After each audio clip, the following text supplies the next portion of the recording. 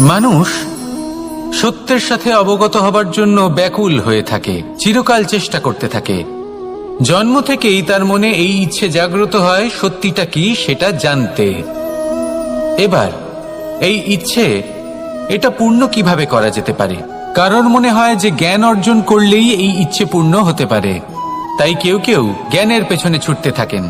কেউ এটা ভাবেন যে এই ইচ্ছে পূর্ণ করা যেতে পারে ধন আর শক্তির দ্বারা, তাই তারা ধন আর শক্তি প্রাপ্ত করতে চান। কেউ আবার ভাবেন যে অন্তরের মন্থন দ্বারা এটা সম্ভব হতে পারে। এবার এটাও সত্যি যে মন্থন করলে অমৃত লাভও সম্ভব হতে পারে, কিন্তু তার জন্য এই মন্থন করার জন্য একটা উচিত দিকে অগ্রসর হওয়া প্রয়োজনীয়। উচিত সংযমের দ্বারা সামনে এগোতে হবে, আর কোনো আশা না করে সামনে এগিয়ে যেতে হবে, তবেই এটা সম্ভব হতে পারে। একটা বাদ্যযন্ত্রের কথা ভেবে দেখা যাক।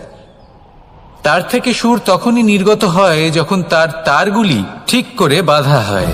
যদি বেশি বেঁধে ফেলা হয় তাহলে তার ছিঁড়ে যেতে পারে, আর যদি ঢিলে থেকে যায় তাহলে তার থেকে উচিত সুর নির্গত হবে না। একটা অত্যন্ত গুরুত্বপূর্ণ কথা মনে রাখবেন, সত্যকে লাভ করার প্রাথমিক আধার হল অনুশাসন। জীবনে এই অনুশাসন আনুন, সত্য আপনা আপনি আপনার কাছে চলে আসবে, আর এই মন প্রসন্ন হয়ে বলবে রাধা রাধা।